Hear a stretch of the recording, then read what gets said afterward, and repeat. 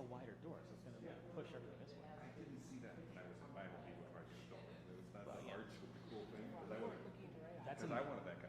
That's in the special back room. Is that in the second? Because I would don't want a PG County because there's no one in DC. You should come to McLean, my friend. McLean's got it. One Sterling goes to. You don't just get a crest like that. That's not the whole. I think Montgomery County will take care of it.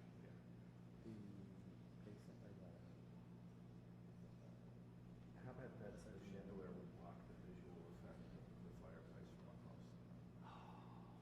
Maybe that might be it. Let's have the reporters ask. Yeah. Okay, we have a question for you. You know, why isn't the fireplace center in the room with the chandelier? The person that could answer that question is probably, she died a long time ago.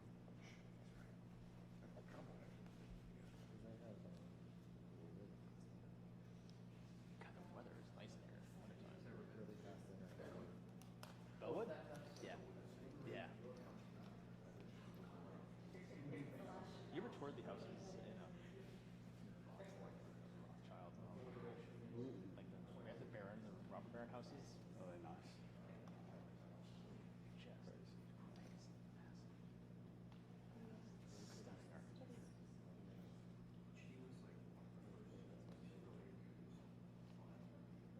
Really? Who was this? Yeah. Who's that up there? No. There are three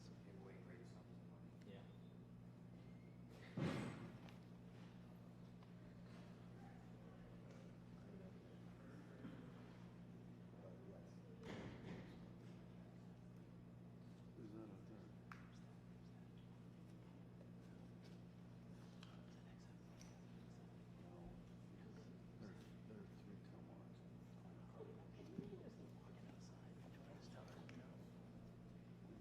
Walkabout. There you go. Spiritual walkabout.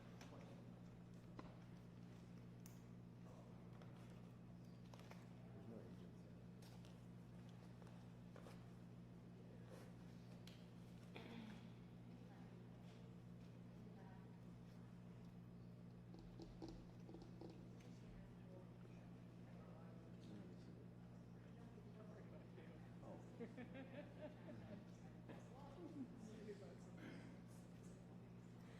Why are you turning red? Why are you turning red?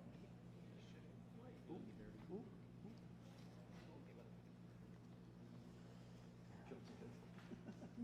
That's what it takes.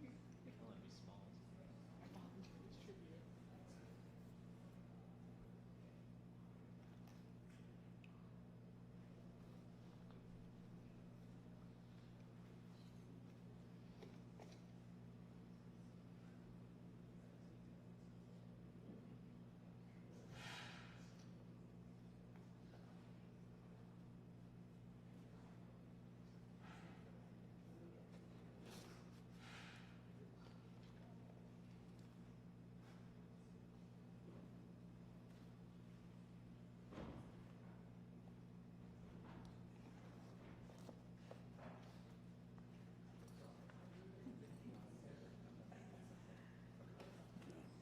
No, I can stay back like that for a little while, but I can't stay like that the whole time. If I do, I can't stand up ever again.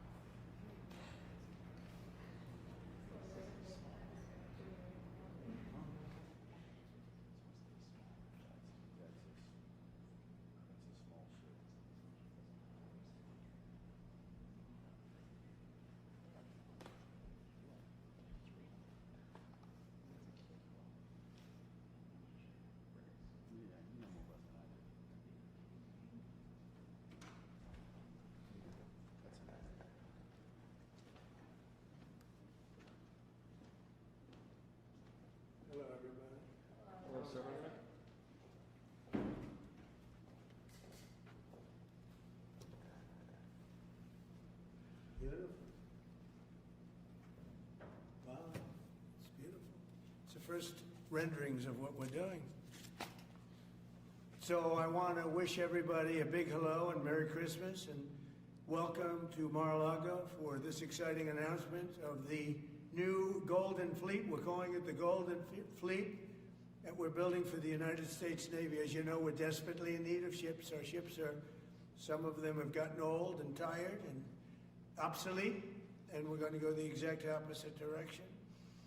We're delighted to be joined by Secretary of War Pete Hegseth, who's doing a fantastic job, and Secretary of the Navy John Phelan.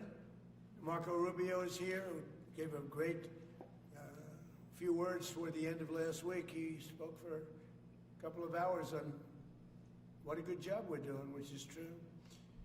As Commander-in-Chief, it's my great honor to announce that I have approved a plan for the Navy to begin the construction of two brand new, very large, largest we've ever built, battleships.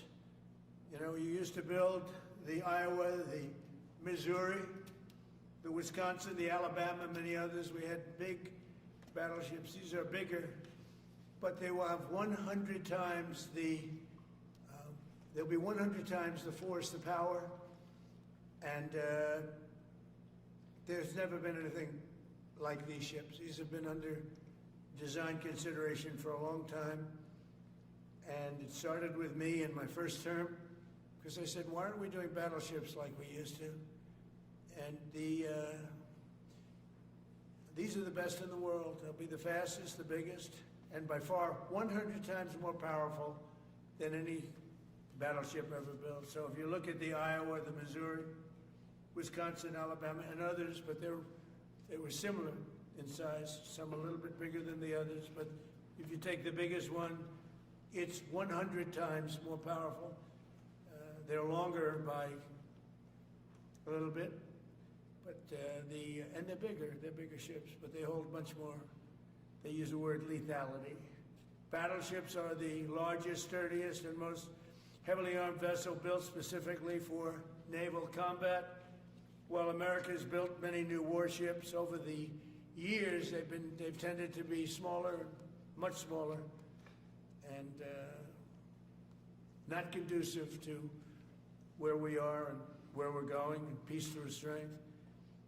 But including, we've been building aircraft carriers. We're going to be upping that also. We're going to be going to a superior aircraft. We have the Ford class. We're going to be upping that to a different class of aircraft carrier.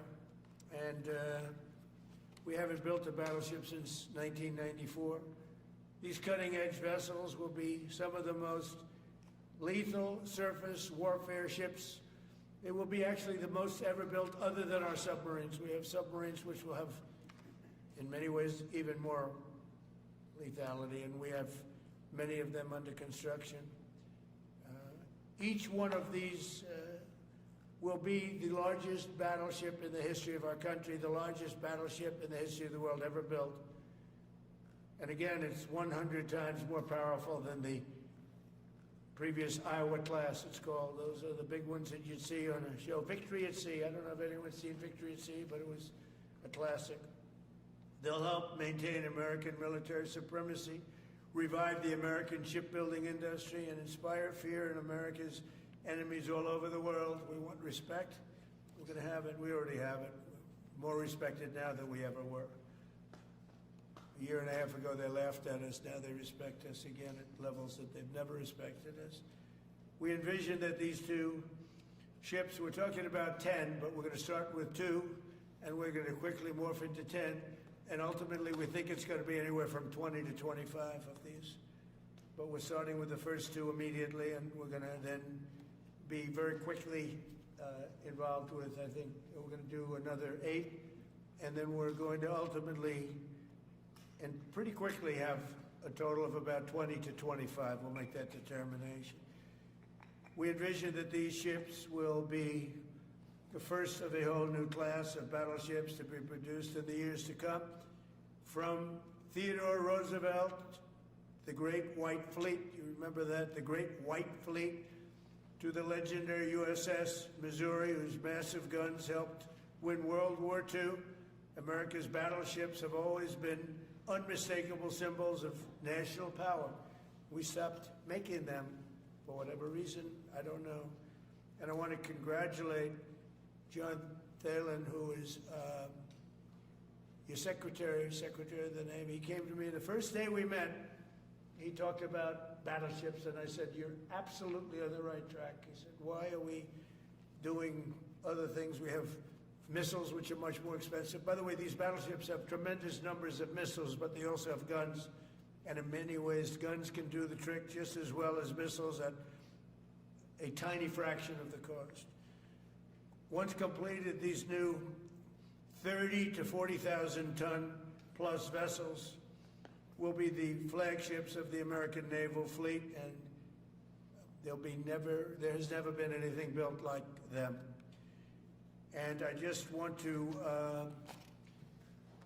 be very clear that we're building them here. We're working with others, but we're building them here. We have great Navy yards. We'll be negotiating with some of the companies that are running those yards, taking over the yards. We used to build a ship a day during World War II. Now we don't do ships very much anymore. We do military ships, we do submarines.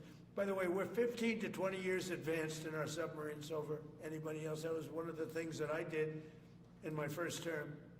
We make the best submarines by far in the world.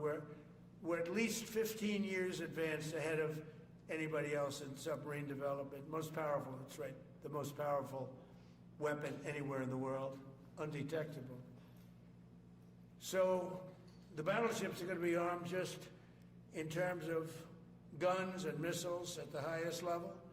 They'll also have hypersonic weapons, many hypersonic weapons, state-of-the-art electric rail guns, and even the high-powered lasers that you've been starting to read about. We have lasers where you aim the laser at a target and it just wipes it out. We're going to have, they'll be the most sophisticated lasers in the world, and the most sophisticated laser in the world will be on the battleships that we're building. They'll also carry the nuclear-armed, sea-launched cruise missiles currently under development, which will be instituted pretty quickly, but they're under development and they've proven to be extremely lethal. The U.S. Navy will lead the design of these ships along with me, because I'm a very aesthetic person, alongside our partners in American industry, and we're going to have Pete Hegseth and Marco and a lot of very talented people involved, but a lot of it's already been done. We've been doing this for months. The construction will create thousands of American jobs. We're going to have the jobs be created. I mean, already we have factories being built unrelated to this, although AI will be a big factor when it comes to these ships. They'll be very AI controlled. Today's announcement is yet another step in our mission to make the United States Navy stronger than ever before. Again, when you talk about 100 times the power of these massive ships that we had years ago, it's pretty amazing. And next week I'm going to meet with the defense prime contractors. I'm going to meet with them here, Florida. And we're going to be talking about production schedules because they're too slow.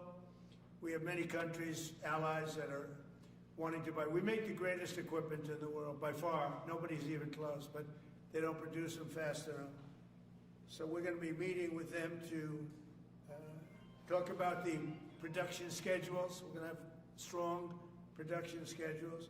And the only way they're going to be able to do that is to build new plants. Even with the F-35, we have many people who want the F-35 fighter jet, and it takes too long to deliver them to allies or to ourselves.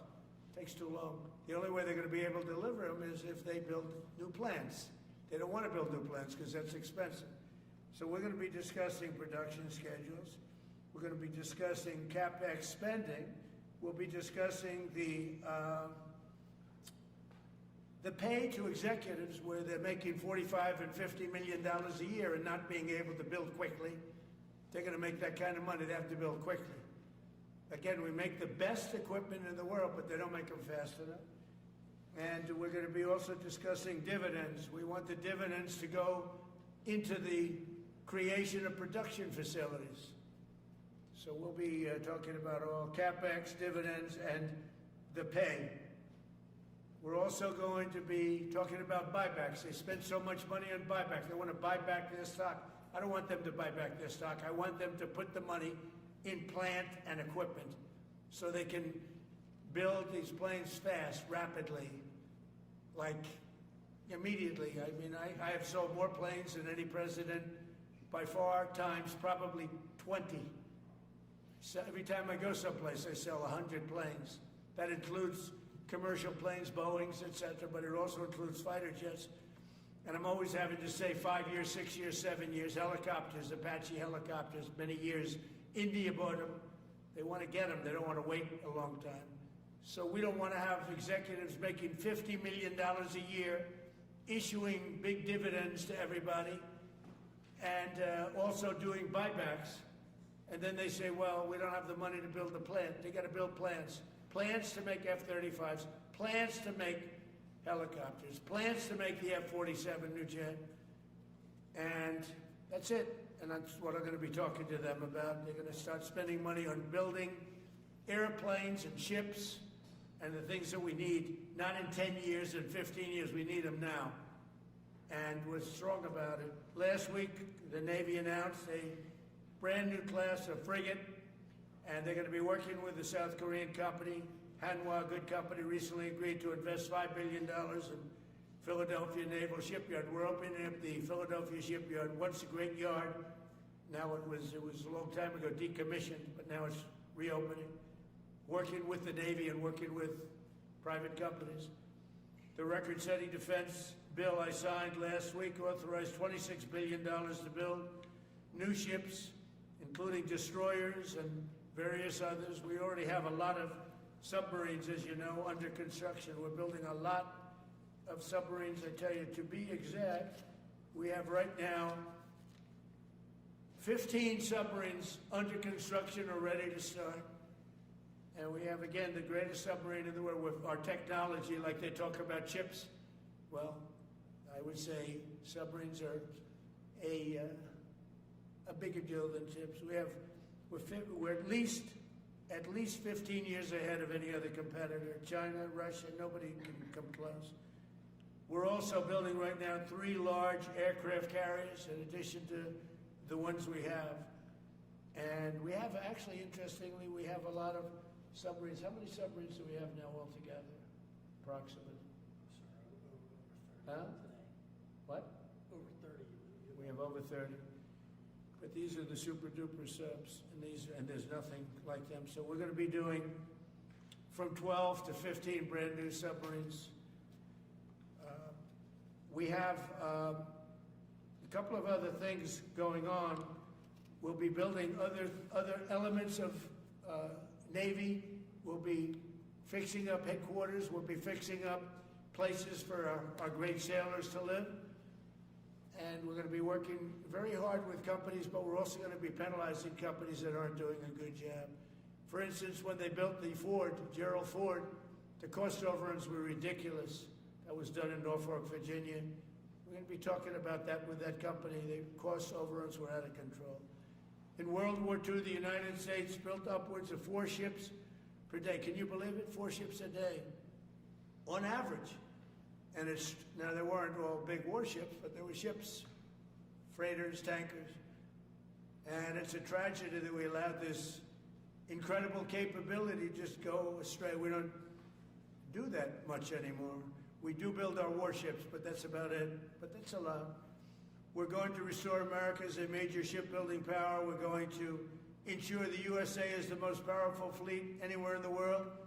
And long into the future, with battleships helping lead the way, and the submarines, that again, nobody competes with us on submarines. So I just want to thank everybody, and I'd like to ask Secretary Hegseth to say a few words, followed by the Secretary, but if you would, Secretary of the Navy. But Pete's doing a fantastic job. By the way, we have, drugs are down 96.2%. coming into the United States. 92.6 by sea. And soon we'll be starting the same program on land. The land is much easier. But every one of those boats that we knocked out saved 25,000 lives. So we save 25,000 lives every time we knock out one of those boats with the drugs pouring in, and you just have to see it. I mean, people say, "Oh, gee, do you think it was really drugs?" Well, just take a look. Bags all over the place. That's not fishing equipment. There's no fishing rods on those boats. They move fast. When you see a boat with 4 engines or 5 engines on, going 40, 50 miles an hour, well, they get hit. We save 25,000 lives every single time we knock out a boat. And it's over 96% stopped by sea. We're trying to figure out who the other 4% are, frankly. And we're going to have the same success, but even quicker, because it's much easier on land. If they want to come by land, they're going to end up having a big problem. They're going to get blown to pieces, because we don't want our people poisoned. 300,000 people died, probably last year 300,000. A lot of people say it was 200. Somebody said last night, it was only 175,000 people. That's like 3 stadiums, big football stadiums filled up with people died. But I think the real number is 300,000. We're not going to have that anymore. So we're doing a great job, and we enjoy doing it. Our border is secure. Our country is strong. Trillions of dollars is coming into our country from other countries and companies.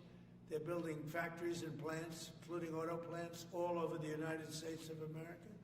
Without tariffs, they wouldn't be doing anything, although they were very happy with the November 5th election. But it's only because they want to avoid paying tariffs that they're all coming in. And again, the biggest number was $3 trillion in history. That was China many years ago.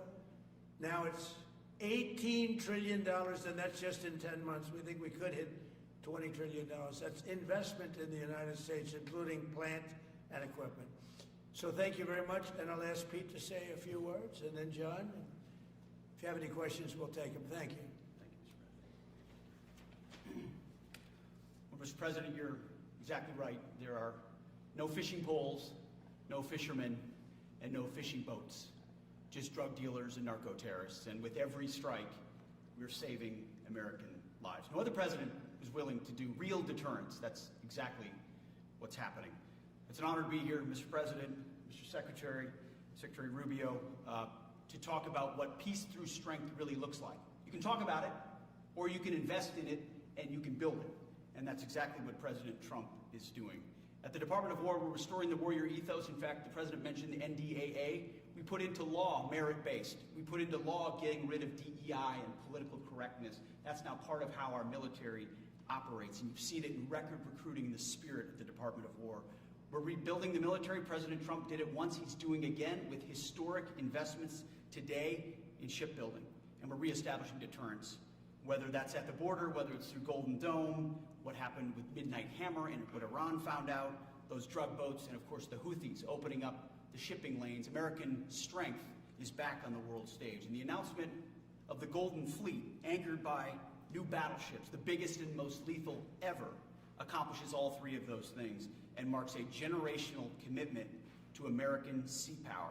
Across the entire department, we are developing new operational concepts, deploying cutting-edge technologies, and making major investments, including in our Navy. This is happening in all domains, including space, as the President has talked about before anyone else. So it's the highest of domains and the lowest of domains under sea, and especially today in sea power, that always has to be decisive, has been in the history of America, and will continue to be under the leadership of President Trump. We will make sure that anything that flows from our country and with our allies flows freely and uncontested.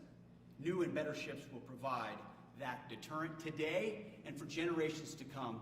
This new class, these new investments, will be the types of things that for decades, for centuries, the American people will look back and thank President Trump for having the vision and the willingness to invest right now in capabilities we need today, tomorrow, and long into the future. So, Mr. President, thank you for this investment, and I'll hand it over now to the Navy Secretary.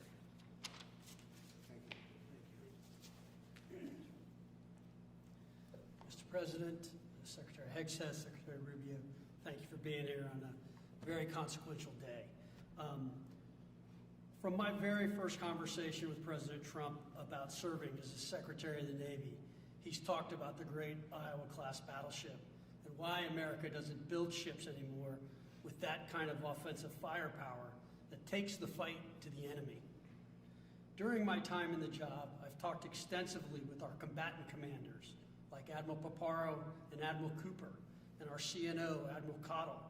And what I've learned is that not only is the President's idea a good one, it's something that Navy desperately needs and now has a formal requirement for. The future Trump-class battleship, the USS Defiant, will be the largest, deadliest, and most versatile and best-looking warship anywhere on the world's oceans. I want to thank the President for his vision to make this game-changing capability for the United States Navy. The Iowa was designed to go on the attack with the biggest guns, and that's exactly what will define the Trump-class battleships. Offensive firepower from the biggest guns of our era. This ship isn't just to swat the arrows. It is going to reach out and kill the archers. And for the first time in generations, we'll have a new leg in America's nuclear deterrence, because the Trump-class battleship will carry the nuclear-armed, sea-launched cruise missile. Striking dominance isn't all that the Trump-class battleship brings to the fight at sea. It has the size and capacity to serve as a flagship for our fleet commanders so that they can command and control naval forces far out to sea. As shown in the series, and the President mentioned it, Victory at Sea, Admirals Bull Halsey and Raymond Spruance commanded the war in the Pacific from their battleship flagships during World War II. Now this new battleship will command everything from warships to drones and everything in between. We're going to make battle groups great again. And this is just one piece of the President's Golden Fleet that we're going to build with the investments he talked about. A new frigate, the right frigate, the one our warfighters have told us they need. More amphibious power for our Marines with new capabilities like the medium landing ship. As part of the Navy's high-low mix, we're moving out aggressively on unmanned vessels with funding from the President's One Big Beautiful Bill to bring options to the fight and pull new, non-traditional defense partners into the American shipbuilding ecosystem. And we're making a generational investment in support ships. Logistics wins wars, and that kind of shipbuilding is the spark that will ignite the industrial base and help power the commercial shipbuilding that the President has called for. Under your leadership, Mr. President, we will have more tonnage and firepower under construction than ever before in our history. Building the President's Golden Fleet means jobs across the United States, now. There'll be work for shipyards everywhere, from Philadelphia to San Diego, from Maine to Mississippi, from the Great Lakes to the Gulf Coast. And for manufacturers that will build components for this battleship in every state. The President has been clear. We must bring back our American maritime industrial might. And he has told me many times that as Secretary of the Navy, it is my job to equip our sailors to win the fight at sea with the finest ships in our history. To conclude, the USS Defiant battleship will inspire awe and reverence for the American flag whenever it pulls into a foreign port. It will be a source of pride for every American when it brings home our brave sailors who will sail defiant, raise their fists, and say, "We are peace through strength." And our adversaries will know when the Trump-class USS Defiant appears on the horizon, American victory at sea is inevitable. Thank you, Mr. President. Now when a conflict arises, you are going to ask not one, but two questions. Where are the carriers and where are the battleships? Thank you. Thank you very much. I just want to mention that John Phelan is one of the most successful businessmen in the country, in our country. Been a tremendous success, and he wanted to do this, and for nothing. He's taken probably the largest salary cut in history, but he wanted to do it. He wants to rebuild our Navy, and you needed that kind of a brain to do it properly. So I just wanted to give you a little information on him, which is probably enough. But one of the most successful men in the country, and he's that because he understands it, and he understands finance in addition to what we're talking about. Somebody who's doing a fantastic job is Marco Rubio, Secretary of State. And Marco, maybe say a few words, and then we'll answer some questions. Thank you. you, Mr. President. And I don't have much to add. This is a phenomenal presentation. Thank you, Mr. President. This is American industrial power returning. This is the ability, once again, to rebuild, to have industry in the United States. This is generational in the change, not just in terms of applying American war power, increasing our ability to protect the seas. The U.S. Navy is the single biggest source of peace in the world of all of our forces because it gives us a global footprint. But it rebuilds American industrial capacity. The ability to make things again in our country has been critical to what the President's agenda has been all about, and this is a tangible reminder of it. And I know the country's grateful for it, and generations of Americans will be grateful for it. So thank you. Thank you, Marco. By the way, I think I'd just like to point out that these ships are made of steel as opposed to aluminum. It's a big difference, as you know. Battleships, the great battleships, had 6- and 7-inch steel hulls, and these are going to be likewise made out of very powerful steel. Our steel industry is coming back very strongly, by the way. It's coming back at record numbers, and we're going to be using them for the steel, but as opposed to an aluminum side, which, in all fairness, is not the same. So, John, we're going with all steel, I understand, and it's going to be something that people are surprised, more expensive, but not even comparable in terms of the importance and the strength. Yeah, please. What's your timetable for these first two ships, and do you see them as a counter Yeah, to China? we'll start almost immediately, and we'll probably talk in about 2.5 years. And in terms of the mission, do you see it as a counter to China? It's a counter to everybody. It's not China. We get along great with China. I have a great relationship with President Xi, and not China. It's just everybody. You don't know who comes along, but we just wanted peace through strength. Hopefully we never have to use them, but there will never be anything built like these. Think of it. Those battleships are incredible. These have 100 times the power. Think of that. I mean, and they were big and they were powerful. You know, I thought about taking some that are in dry dock and changing them, and then when I said that, you know, if we did, would be about, we could increase, if we doubled them, they'd be at like just a tiny fraction of what one of these was. This is the new technology, which is incredible. So we decided pretty early on not to do that. Yeah, please. Mr. President, Julio Rosas with Most Peaceful.media. You just referenced the lower amount of illegal drugs that are coming by sea, and you just said that you're going to start that same program on land soon. Are you just referring to Venezuela, or are you referring to other countries in Latin America? Anywhere drugs are pouring in, anywhere, not just Venezuela. Yes? Speaking of Venezuela, oil. What are we going to do with the oil that we have? Going to do with what? The oil that has been seized. The United States seized 1.9 million barrels of oil on December 10th. We're going to keep it. We're keeping. Where's it? Are we going to sell it or put it in the strategic oil? Maybe we'll sell it. Maybe we'll keep it. Maybe we'll use it in the strategic reserves. We're keeping it. We're keeping the ships also. Yeah, please. About Venezuela, sir, have you spoken to American oil companies that have had their assets seized about what a post-Maduro Venezuela would mean for them, of what coming back and restarting operations? The big ones, yeah. I have. Yeah, please. Why do you feel like this initiative was neglected for so many years, and does this come amidst the rising tensions between the U.S. and Venezuela? We're talking about with Venezuela? Yes. Well, you had a different kind of a president before me. They didn't mind being ripped off. They didn't mind being robbed. They didn't mind drugs pouring into our country. They didn't mind the jails of Venezuela and Trinidad and Nicaragua being emptied into the U.S., where they take over Colorado and other places. I do mind. So you had a different kind of a president. I hope people are enjoying it because we've never been respected more than we are now. Yeah, please. Thank you. Thank you, Mr. President. Were you surprised by the number of photos of Bill Clinton in the Epstein files? And can you commit to their By what? And were you surprised by the number of photos of Bill Clinton in the Epstein files? And can you commit to their full release by the end of the year? Some of the victims were protesting that too many of them were redacted. I know there are a lot of people that are angry about all of the pictures of other people, you know, but I think it's terrible. Look, I like Bill Clinton. I've always gotten along with Bill Clinton. I've been nice to him. He's been nice to me. We've always gotten along. Respect him. I hate to see photos come out of him, but this is what the Democrats, mostly Democrats, and a couple of bad Republicans are asking for. So they give me their photos of me too. Everybody was friendly with this guy.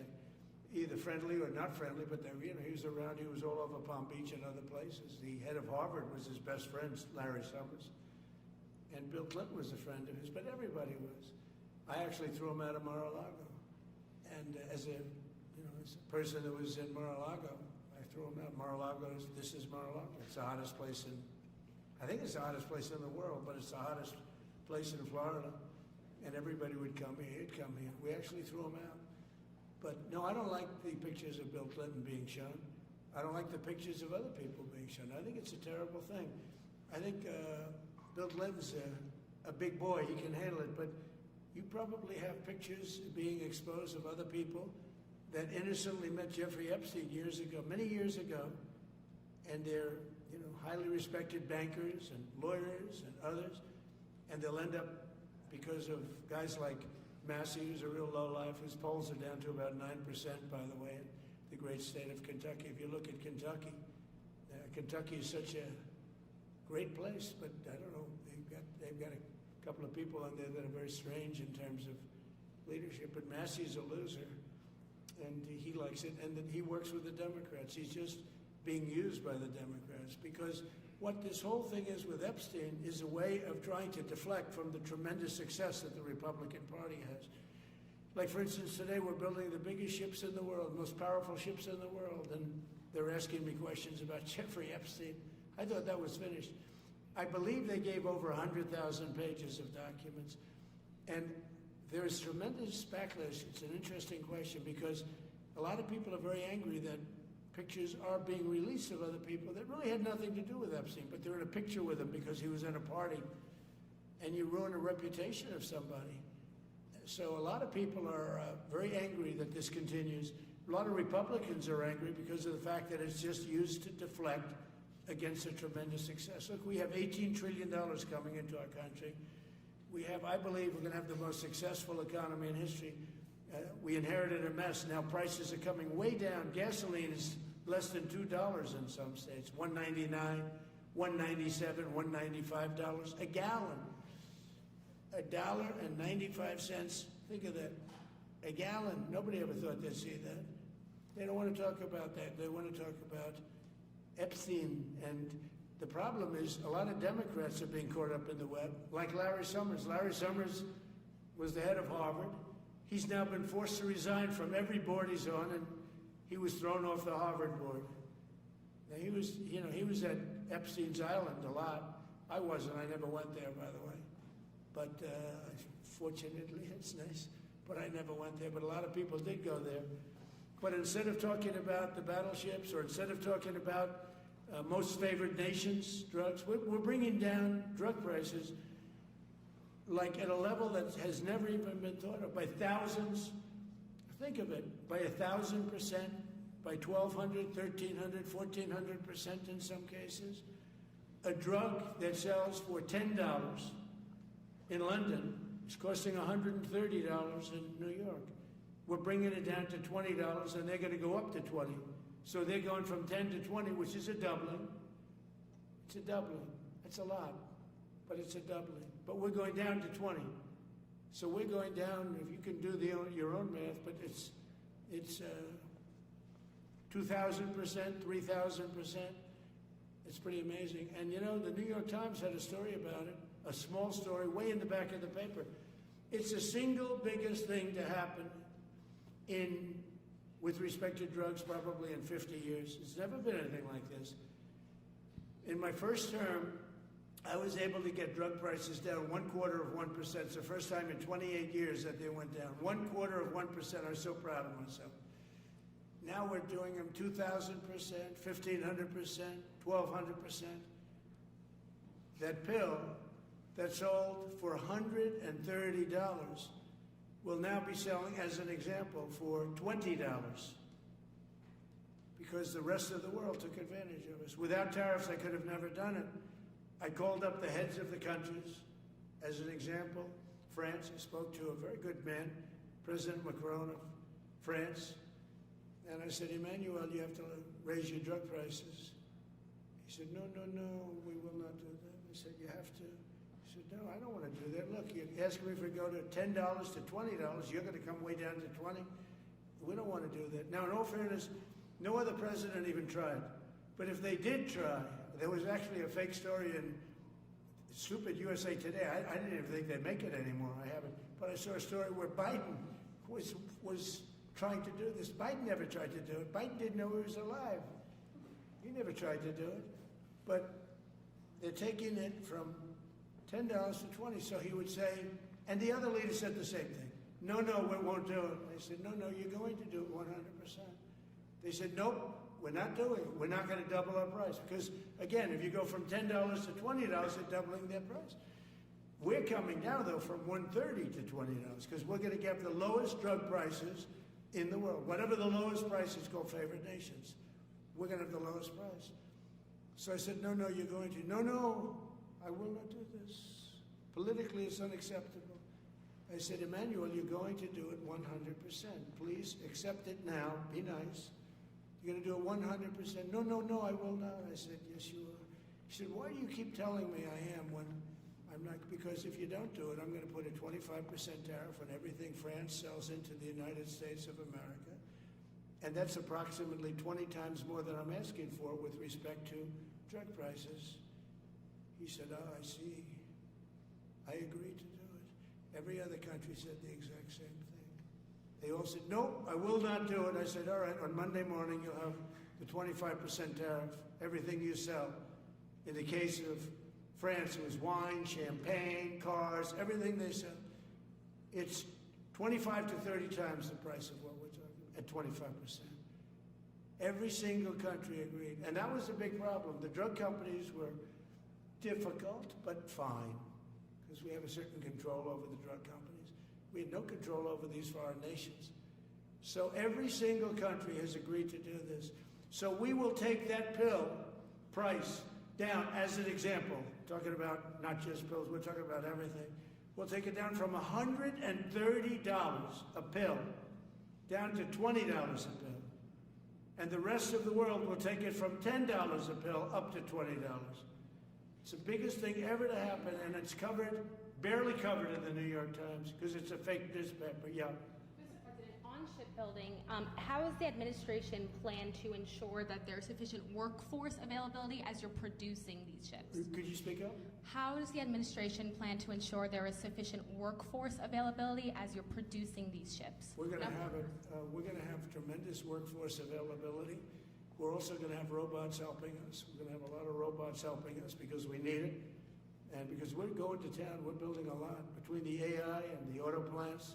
So we're going to need robots. We're going to have robots, but that's going to help us. We're going to have a tremendous workforce. And in order to operate, you're always going to need people. You know, you can have robots, but you're going to have to get somebody to start those robots, and you're going to have to improve the robots. But we're going to have robotic factories plus manpower. So we're going to have enough. We're going to need the help of robots and other forms of, I guess you could say, employment. We're going to be employing a lot of artificial things, but the beauty is we're going to have more jobs than we've ever had. Just so you know, a number came out the other day. We have more jobs right now in the United States. More people are working right now in the United States than at any time in the history of our country. Think of that. Pretty amazing. So we'll have the help of, mechanical help, if you want to call it that, but we'll have tremendous employment. They'll be paid a lot of money. They'll do better than they ever did. Okay? Mr. President, some may have been expecting a different kind of announcement today, hearing your Secretary of War and Secretary of State here. You mentioned strikes on land in Venezuela more than 15 times, even now, just in your recent remarks. Why should Maduro take your threats seriously? And he can do whatever he wants. What's your end game? Maduro? What's your end game? There's no answer. He can do whatever he wants. I mean, we have a massive armada formed, the biggest we've ever had, and by far the biggest we've ever had in South America. He can do whatever he wants. It's all right. Whatever he wants to do. If he wants to do something, if he plays tough, it'll be the last time he's ever able to play tough. But they sent their prisoners into us. They sent people from jails, prisons. They sent people from mental institutions and insane asylums into the United States. Just walked right in because Biden had an open border policy. What the Biden administration did to our country can never be forgotten. They took in millions and millions, 25 million people over the course of 4 years. Many of those people were murderers and drug dealers, prisoners, rough prisoners. 11,888 murderers. More than half of them killed more than one person. They came into our country. Now, I spoke to Christine Noem today. I spoke to Tom Holman today. He came down to see me. And we had a great meeting. They've done an amazing job. We're getting them out. We're getting them out very fast. But this should have never happened. But Venezuela was one of the... Venezuela took advantage of the open borders that Biden created more than any other country. Tren de Aragua, we had gangs all over. Look, I mean, you have a very weak governor in Colorado. Look what happened in Colorado, where they would occupy apartment houses. And he didn't want to do anything about it because he was scared. Any other questions? Yeah, go ahead, please. So in response to the United States taking sanctioned oil from Venezuela, Colombian President Gustavo Petro criticized the United States by saying, well, the Southwest is stolen land and that it should be returned to Latin America. I just wanted to know what your response to that is. Well, he has to watch because, you know, he's got drug factories. They make cocaine in Colombia. And he's no friend of the United States. He's very bad guy. And he's got to watch his ass because he makes cocaine and they send it into the United States of America from Colombia. We love the Colombian people. I love the Colombian people. They're great people, energetic, smart, great. But their new leader is a troublemaker. And he better watch it. He better close up those cocaine factories. They have at least 3 major cocaine factories. We know where they are. He better close them up fast, yeah. By the way, it's made and sold into the United States. Comes through Mexico. Thank you, sir. You've named Governor Landry to be new special envoy to Greenland. Yeah. How do you? What do you see that role entailing? And is it still your intention that Well, he Greenland called become me, part of and the you know, U.S.? he viewed Louisiana, the Louisiana Purchase. He said, "I'm governor of Louisiana," and he said, "I would love." I didn't call him; he called me. He's very proactive. He's a great guy. He's a deal guy. He's a deal maker type guy. And we need it for national protection. We need Greenland for national protection. They have a very small population. And I don't know, they say Denmark, but Denmark has spent no money. They have no military protection. They say that Denmark was there 300 years ago or something with a boat. Well, we were there with boats too, I'm sure. So we'll have to work it all out. But he felt very strongly, we need it for we need Greenland for national security. Not for minerals. We have so many sites for minerals and oil and everything. We have more oil than any other country in the world. We need Greenland for national security. And if you take a look at Greenland, you look up and down the coast, you have Russian and Chinese ships all over the place. We need it for national security. We have to have it. And he wanted to lead the charge. So we're making him, Marco, today, a special envoy to Greenland. Greenland's a big deal. Yeah. Can you give an update on the talks that took place this past weekend, and could a trilateral discussion of sort be the next step for Ukrainian, U.S., and Russian delegations? delegations? So the talks on Ukraine, Russia are going along. They lost, as you know, 27,000 soldiers last month, mostly soldiers, some people in Kiev, etc., but mostly soldiers. And the talks are going along. And I say that, you know, there's tremendous hatred between these two leaders, between President Putin, President Zelensky, tremendous hatred. And I hope we can get it done. We are talking. Talks are going okay. But, you know, I've solved 8 wars. And Thailand is starting to shape up. You know, they started with Cambodia. They started up again. But I think, Marco, we have that in pretty good shape to have that stopped. So we stopped 8 wars. And I thought this would be in the middle of the pack. But maybe easy, but in the middle of the pack. But there's a lot of hatred between those two people. And when there's hatred, there's... But we stopped one war 38 years, one war 35 years, one war was going on for 32 years.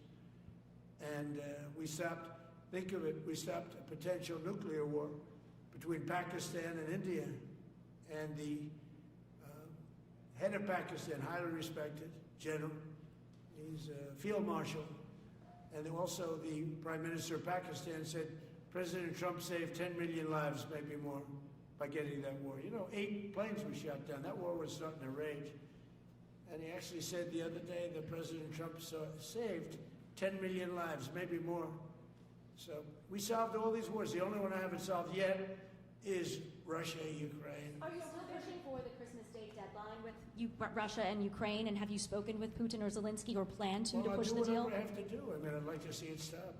Look, we don't lose any money on that war anymore. You know, Biden gave $350 billion, and who knows what happened to it. We now sell missiles, planes, all of the best military equipment. We sell it to NATO. We got NATO to go from 2% GDP to 5%. Nobody believed that to this day. Nobody's going to write that, but nobody believed it.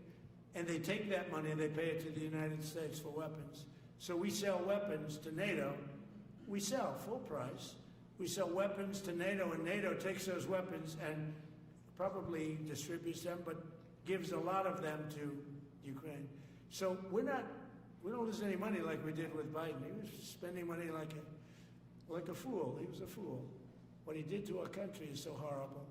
But he gave $350 billion between cash, gave a lot of cash, $350 between cash and weapons. You remember at the beginning of that whole thing, I gave them javelins. Javelins are the anti-tank busters. And President Obama at the time gave them sheets. I gave them javelins. They gave them sheets. But you know, the bottom line is I think they're all tired of that war. Everyone's tired of that war. It's got to stop. Yeah, please. The U.S. was in active pursuit of a sanctioned oil tanker yesterday. Are you able to share what became of that tanker? Was the U.S. able to seize No, it? it's moving along, and we'll end up getting it. Yeah, we're actually pursuing it. Can you imagine? Because it came from the wrong location. It came out of Venezuela, and it was sanctioned. Yeah, please. Ultimate goal in Venezuela to force Maduro from power. Well, I think it probably would. I can't tell that. That's up to him what he wants to do. I think it would be smart for him to do that. But again, we're going to find out. Look, Venezuela did terrible things to the United States. They sent hundreds of thousands of people, millions of people into our open border. They sent their criminals, they sent their prisoners, they sent their drug dealers, they sent their mentally insane and incompetent people into our country more than any other country. Others did too. The Congo did. Others did too. And we just let them come right in because we were run by a stupid president. But you don't have a stupid president anymore. Mr. President, have you set up the meeting with the healthcare insurers just yet? And what are you hoping to get? I'll be setting it up. I think we're going to meet with the healthcare insurers, the insurance companies. So what I'm asking for in healthcare is very simple. Obamacare is a disaster. I call it the Unaffordable Care Act. Unaffordable as opposed to it's unaffordable. They're going to have a tremendous increase in premiums, which is Obamacare, which is them, the Democrats' fault. They'll try and blame Republicans. It has nothing to do with us. It's the Democrats' fault. What I want to do is we spend hundreds of billions of dollars a year that go to insurance companies. I want that money to go to the people and let the people buy their own health care. And everybody loves it. It's become our issue. Now, before I do that, I'll meet with the insurance companies, just as I met with the drug companies, as you know. We're meeting with 4 other drug companies, Johnson & Johnson. But they've all agreed. We're meeting with them this week. It's coming up. It'll be a similar meeting. They've all agreed. But nobody would have thought the drug companies were going to do what they did, where they're giving away free drugs. And they've been so great. Okay? And we have most favored nations. Nobody thought that was possible. I don't think any other president ever tried to get it because they never thought they could. But with respect to the insurance companies, I want to meet. There's essentially 14 of them, 10 big, but there's a total of 14 pretty much, pretty big. And I want to meet with them, and I want to say, I want you to cut your rates way down, way, way down. And maybe if they do that, we'll be able to not cut them out. We'll be able to continue to deal with them, which is probably a little easier process. I think the best process is pay the money directly to the people, let them buy their own health care. But I'm going to meet with them the first week back. I do it now, but they're trying to come up with a schedule. They want to meet badly. They've told me. But they want to come up with a schedule. I said, make it a good schedule. Your rates have to come way down. We're also going to meet with other insurance companies because under Biden, the insurance rates have gone through the roof. Auto insurance, home insurance. I mean, insurance companies are making far more than they're entitled to make. So we're going to be doing that. But just in the meantime, we'll be meeting with the insurance